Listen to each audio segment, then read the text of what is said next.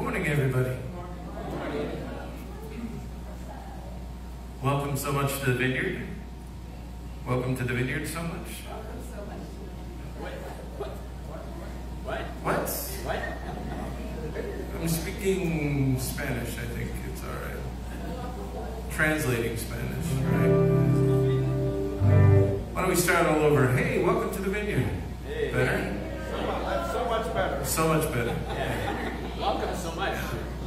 Welcome much so to the Vineyard. You know what? We're here. Jesus is here. But okay. Figured I'd get all the mistakes out of the way at the beginning. Not really. Let's pray. Father, the joy that you just rain down on us. We either receive it or we don't, or sometimes it's just a challenge to stand. This morning, Holy Spirit, we just cry out and say, we need you so much. We need you. We need you to strengthen our backs. We need you to set our feet upon the solid rock. We need you to point us in the direction that you'd have us go.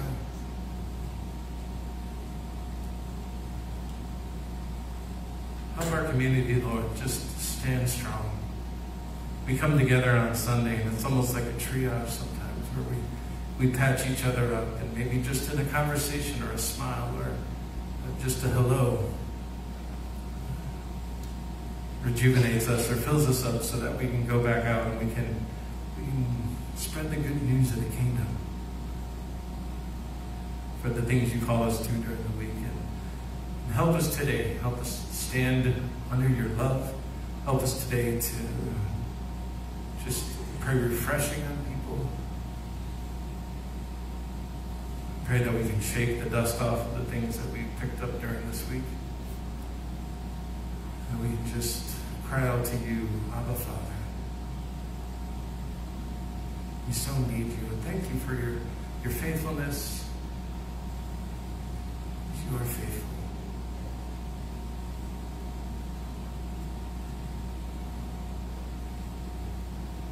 Just more of you. Strengthen the things that you're doing in our lives. Help us cut away the things that you don't want us to do anymore. Lord, I know I need that every day. I pick up what I want to do. So help us, Holy Spirit, come. Let us lift up one voice, one song this morning. And we ask this in your name. Amen. Amen. So if you feel like standing, you can stand. We're going to lift up our voices, put the words up on the screen. And I just pray that what you came in with, you don't leave. Phil Stroud always says, you come as you are, but don't stay as you are.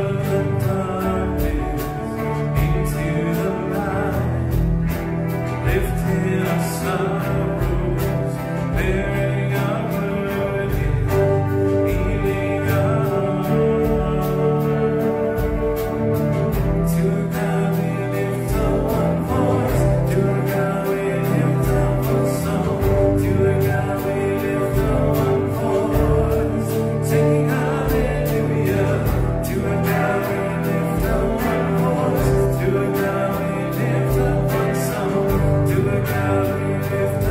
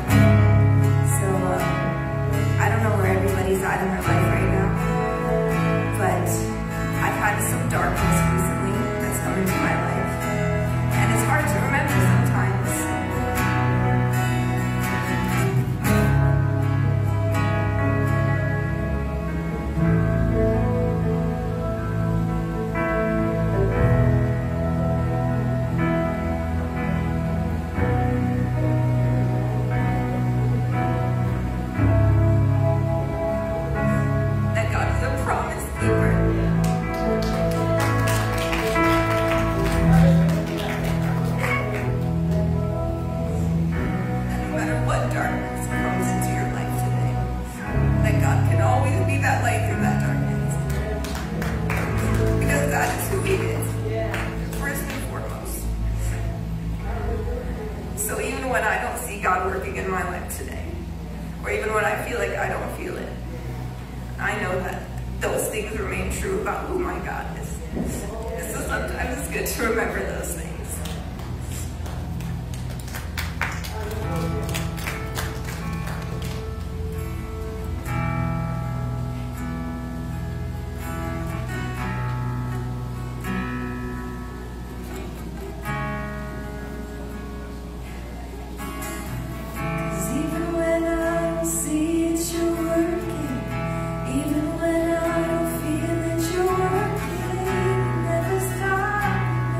Stop.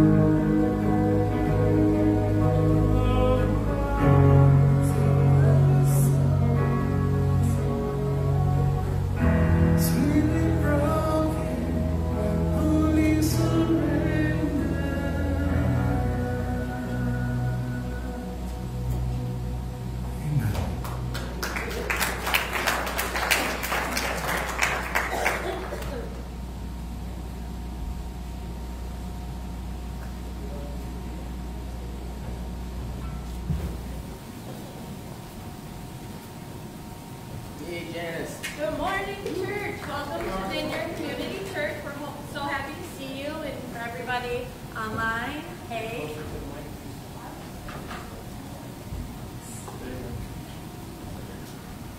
So I lost my spot. We live stream on Facebook and also on YouTube. Today, Pastor Brent is starting a new sermon entitled Blessed. The message is Happy are the sad in Matthew 5:4. Today is our CFK potluck from 12:30 to 2. Hope to see everyone there. If you have any questions or are interested in CFK, feel free to stop in the fellowship hall. On Thursday, August 12th, we are going to do an evening with your church village promptly at 6:30. There'll be a half-hour worship followed by a short devotional. We'll gather with friends to play games, meet with someone to pray, or chat.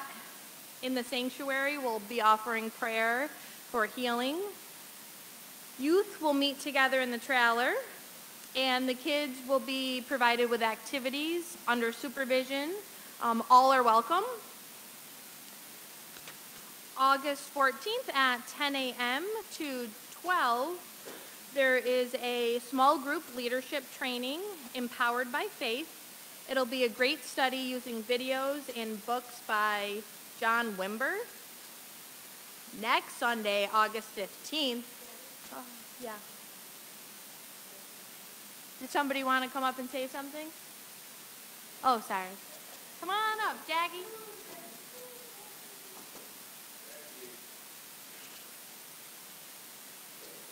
Good morning, everyone. So good to see you. Good morning, Facebook.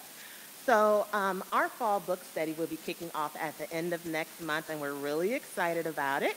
And we're going to be doing the book Power Evangelism by John Wimber, who, if you don't know, is the founder of the Vineyard Movement. And for those of you who are already small group leaders, you know about the training that's happening this Saturday, but we want to extend the invitation to everyone who might be interested in leading a small group, even if you're not sure, but say, I might want to do that at least for the fall book study. We are inviting you to come out to the training this Saturday, where you'll learn more about the book and learn more about how to lead a small group. So if you have any questions, you can see me or you can see Scott. All right, thanks. Thanks, Jackie. Didn't mean to skip over you. Well, back to the cake.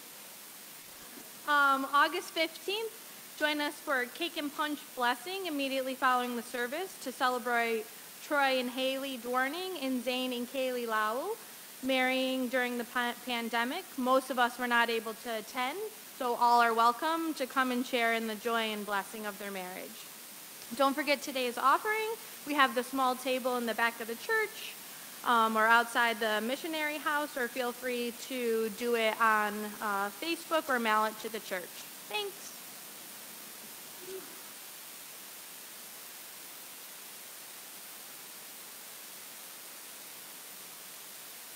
Cool. Oh, we had a missionary house. That's awesome. Thank you. Yeah, that's great. Well, it kind of is. It's kind of a missionary house. Yeah, I hope you can join us this Thursday.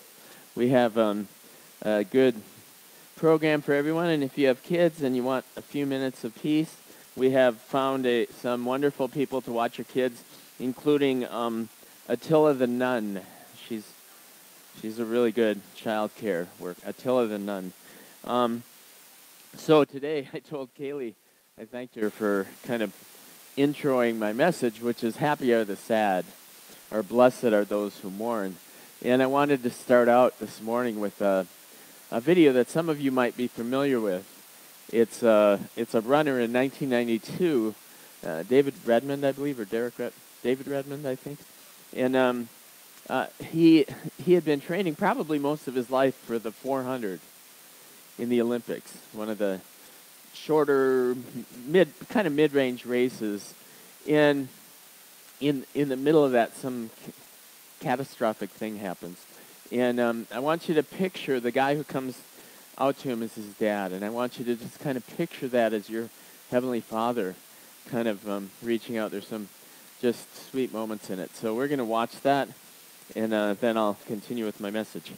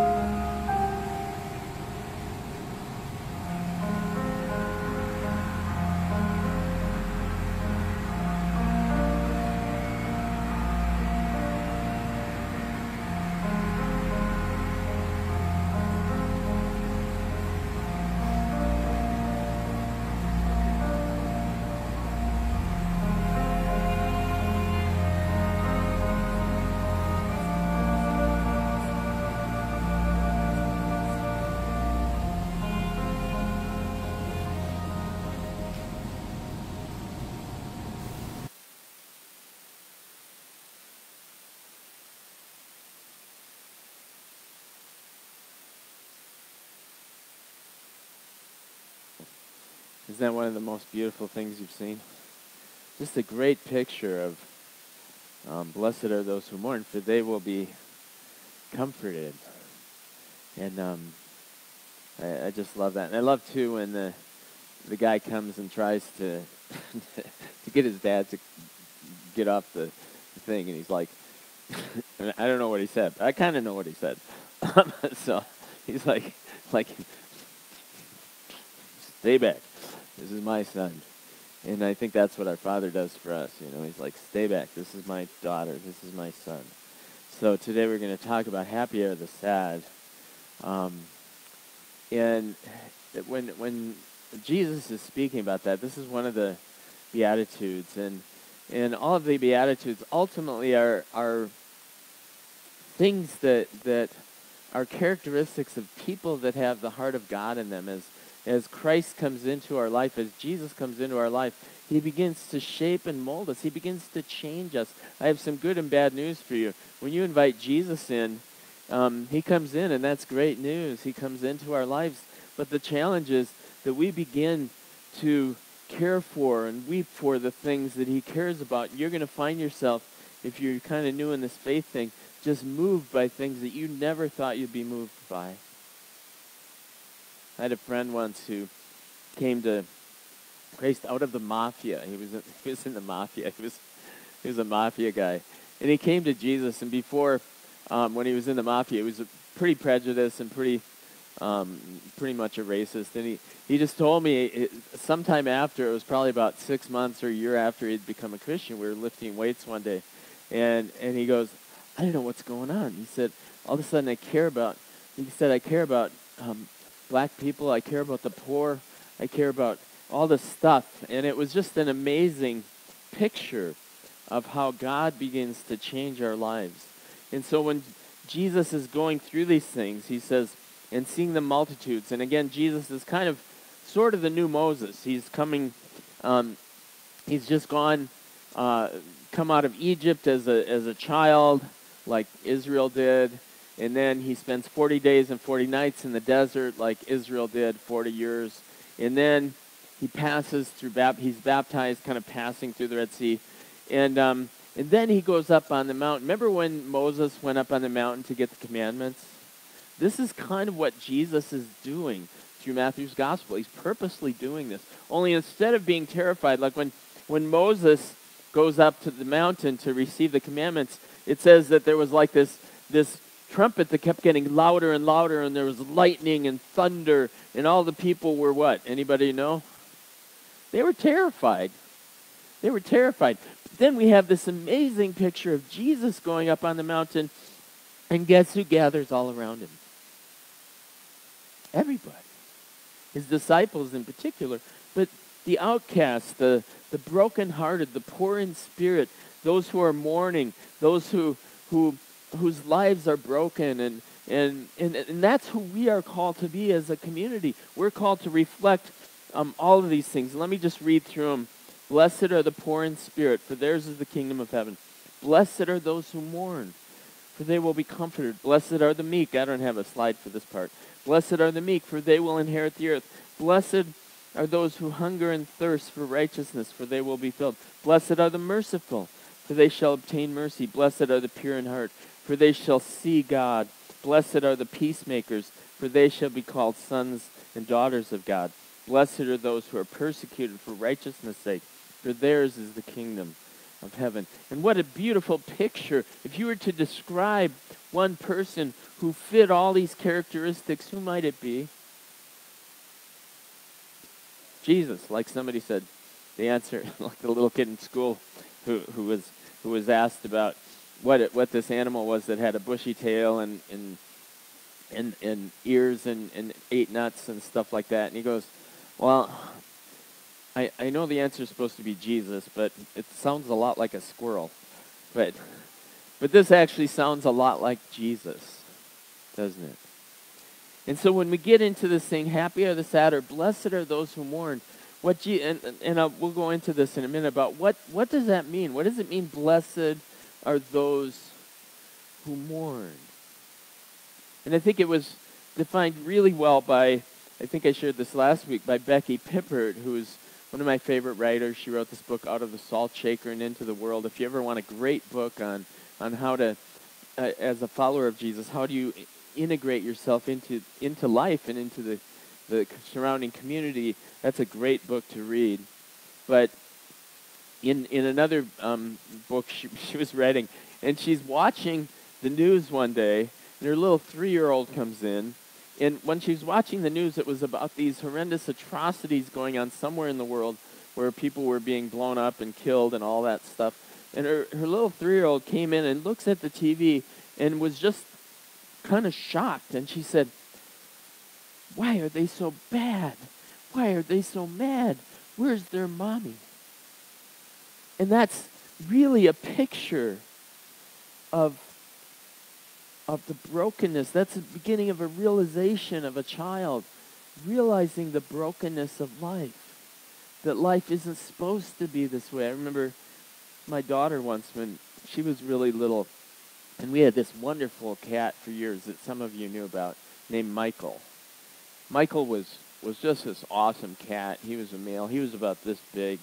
He wasn't that big, but he was a big cat. We looked at the house we were living at the time after he died. We were looking at where he used to rub his whiskers, and he was one big cat. He actually backed down a German Shepherd once. This German Shepherd came into our yard that used to kill cats.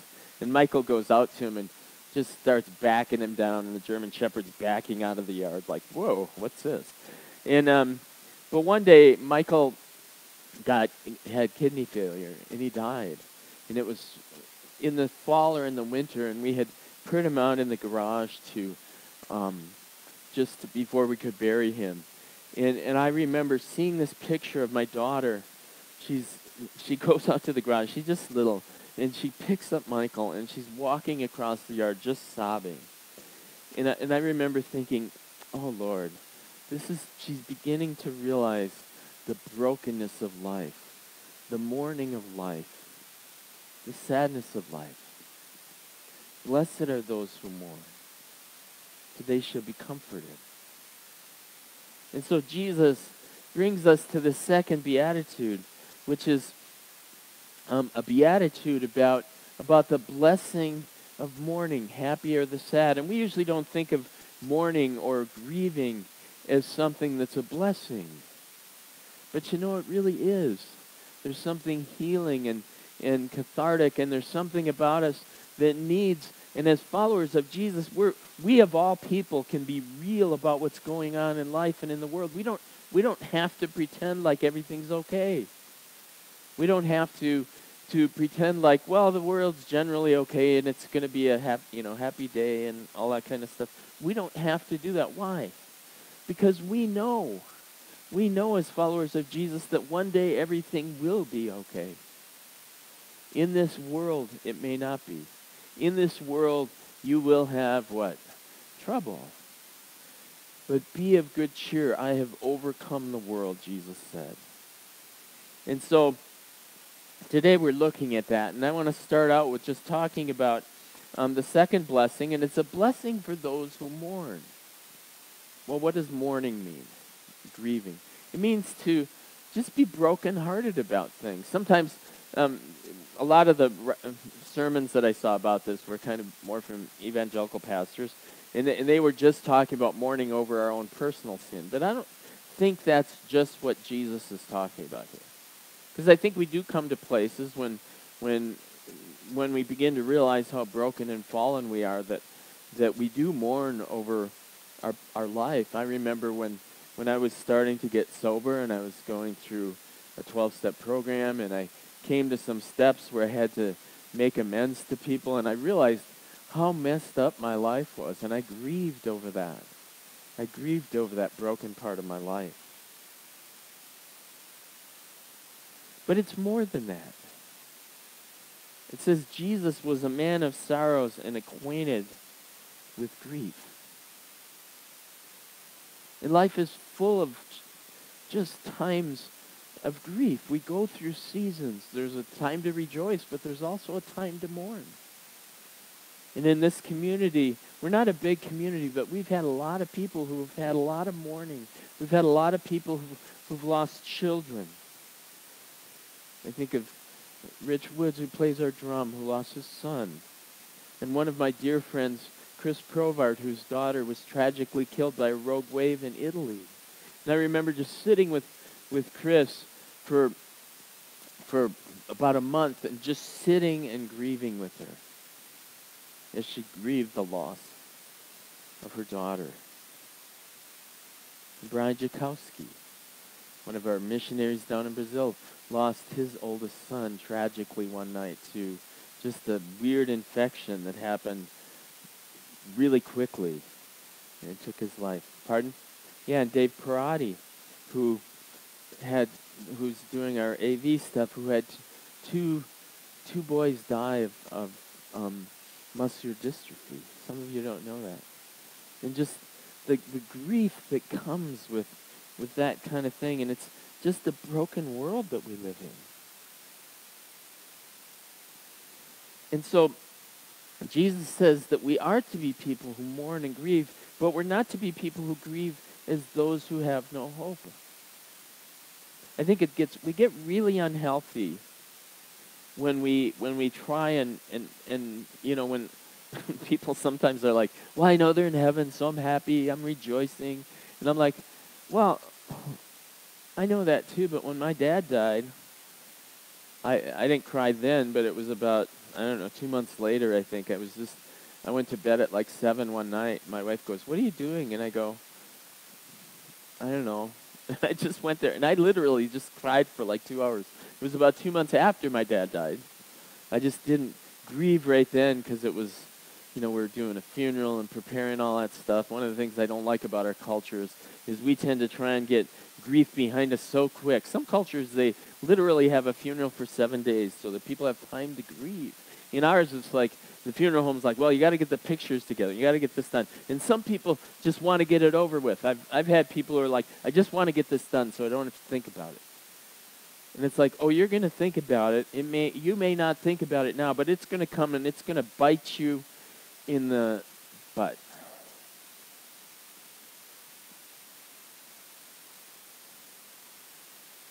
It was interesting.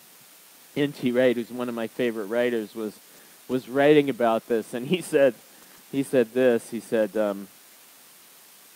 he was his mother or his father-in-law died, and he said, once we get this straight, he's talking about what our hope is.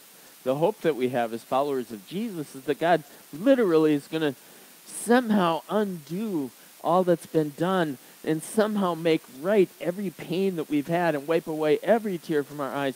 And somehow, some of us think, well, there's no way he could undo some of that pain that I've had. And some of you have had pain that I hope I never have to experience. But Teresa and I have had a lot of pain in our own lives. And somehow God can make that right. But it says once we get that straight, that there will be a day when everything will be made right. We're given a proper acceptance of grief, of mourning. Jesus doesn't say we shouldn't mourn. He said, blessed are the mourners. If the person who has died has simply gone to heaven, and then for many Christians, mourning seems inappropriate, which we believe that to be, some people ask me this, by the way, and just to encourage you, Paul says to be absent from the body is to be present with the Lord, right?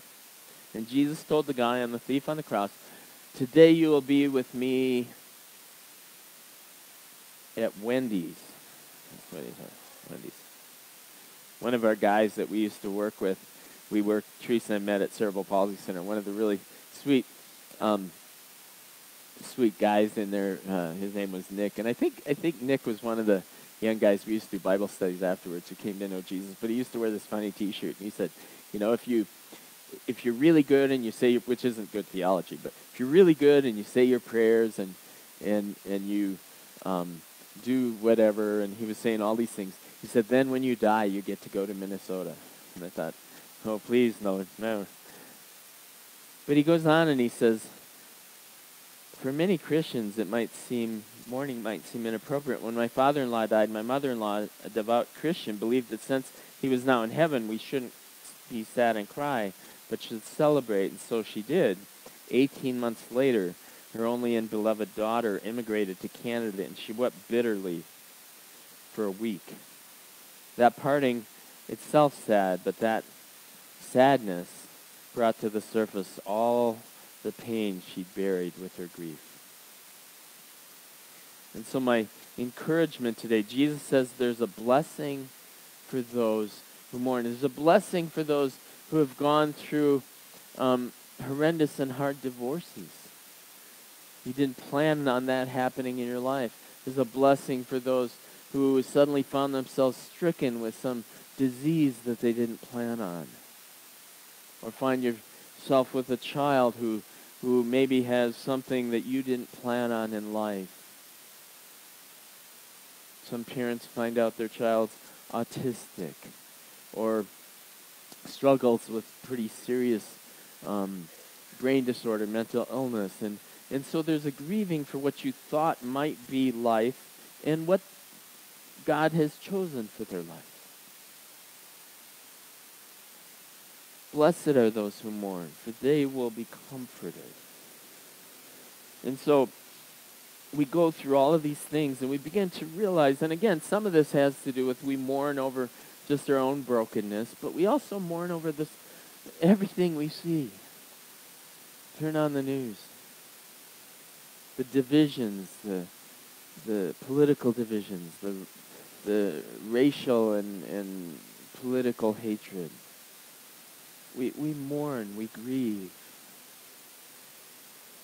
Teresa and I, a summer ago, we had to watch our hometown, my hometown, burn because of just because of some of the racism and some of the brokenness of the world that we live in.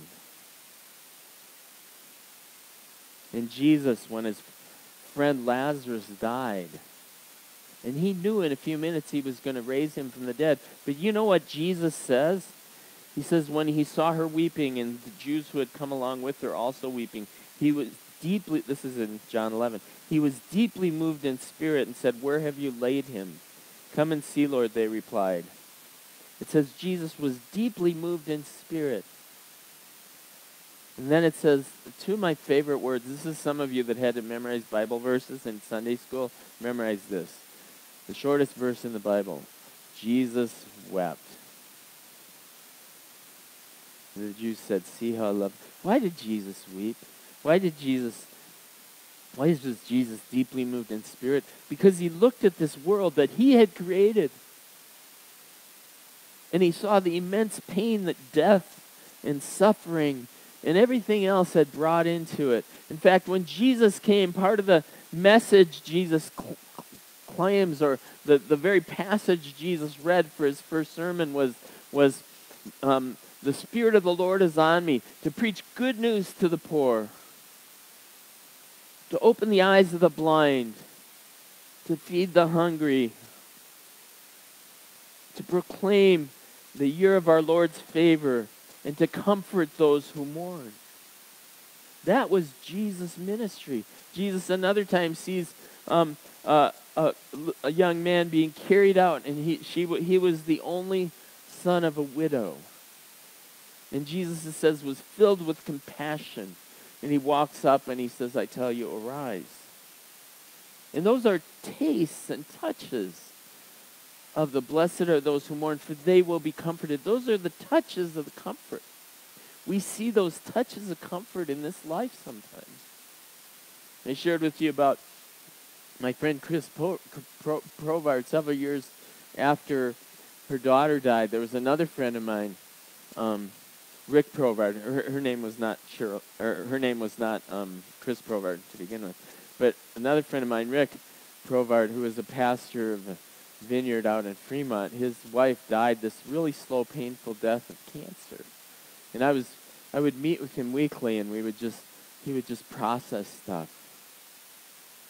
And she finally died, and he continued on for a couple years, and then one day he calls me up because he had somewhere met at that time one of our staff members, Chris Yole, and he said, "Do you think Chris would ever want to go out with me?" And if you knew Chris, you knew that was like, first of all, you shouldn't be asking me, and secondly, oh, she might, but she's a handful. She's not your.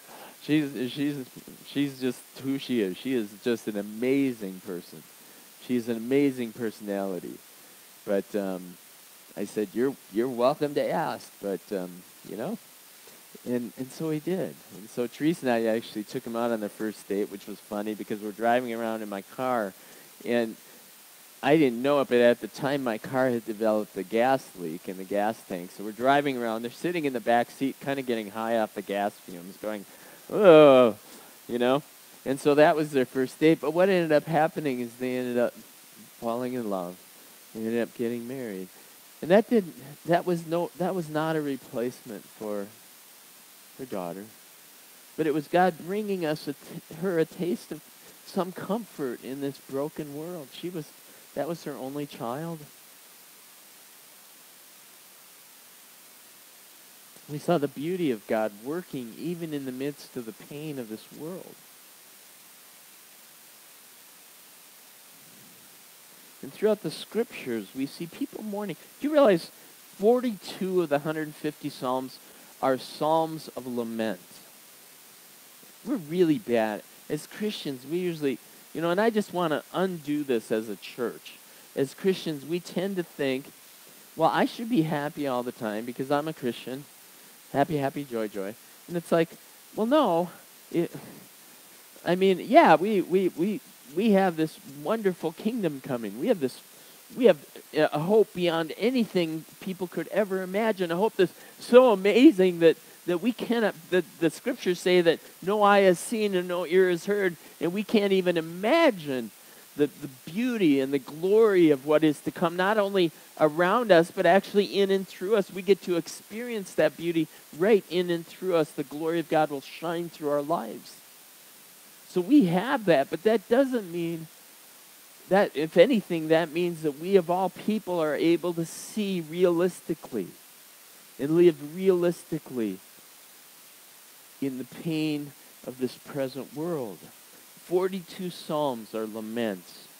One of the psalms that I always remember, and it was because it was done by this Christian group called Lamb. They were two Jewish guys that became Christians.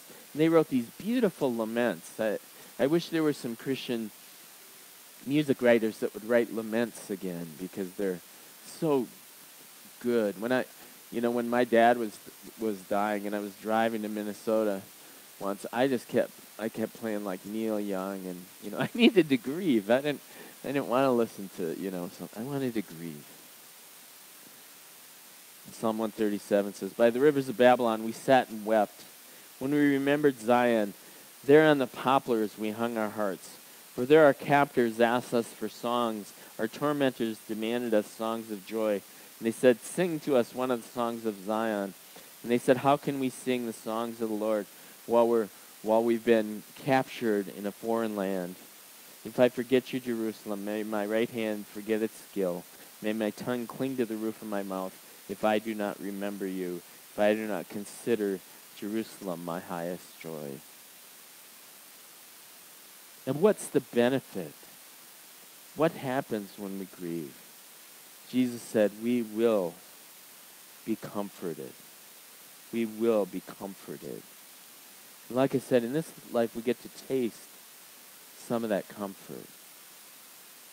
Did you ever go down to Mitchell's Ice Cream on West 25th? They give you like little spoonfuls. They give you little spoonfuls of the ice cream. I think they do that, right? So if you want to taste it, you can taste what it's like. You know what God says? He said, "Taste and see that the Lord is good." We get tastes of God's kingdom. And that's who we are as a church. We believe that we get touches of God's kingdom. Sometimes God chooses to bring some of his kingdom, like he did with Lazarus, to speak and say, "You know what, go roll away the stone." And he calls Lazarus and he says, "Come out." Sometimes God does things like that. But ultimately, God promises us comfort. Comfort. In fact, he says in Isaiah 40, comfort my people, says your God, with gentle words and tender and kind words. Assure Jerusalem, this chosen city from long ago, that her battles are over, the terror, the bloodshed, the horror. My punishing work is done. The place has paid for its guilt, and its iniquity has been pardoned. It has endured double difficulty what it was due.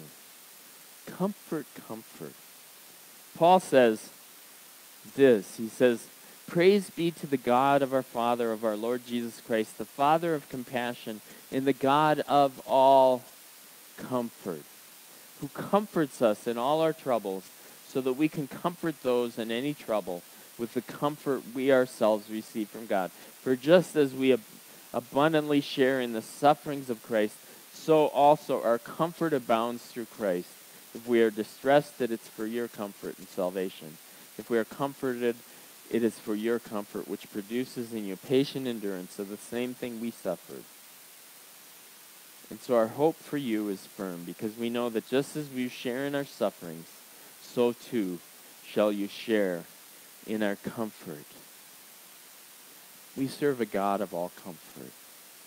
And one day, according to Revelation 21, all things will be made new. Revelation 21 says, "And I saw a new heaven and a new earth coming down out of God as a bride, beautifully dressed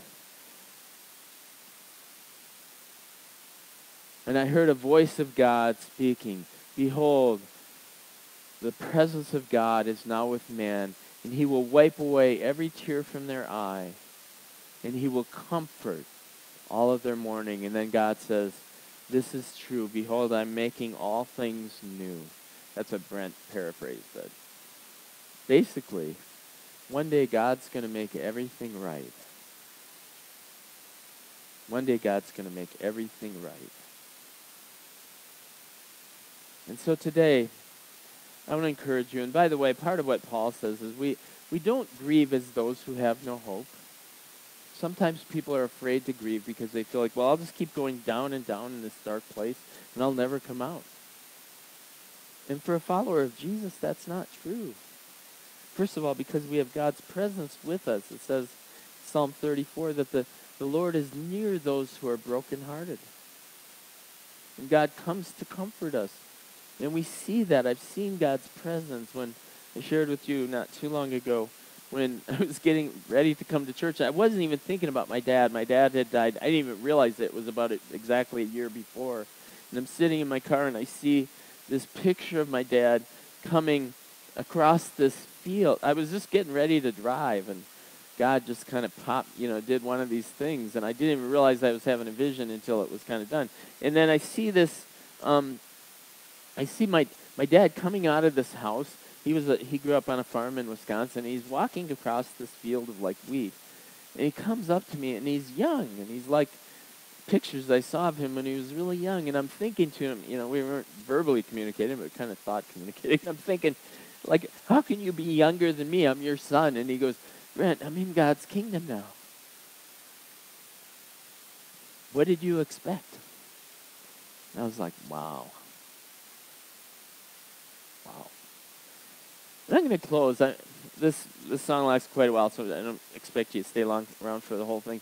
Stay around for a few minutes of it, because it's a beautiful song. And I'm just going to read some of the lyrics of it.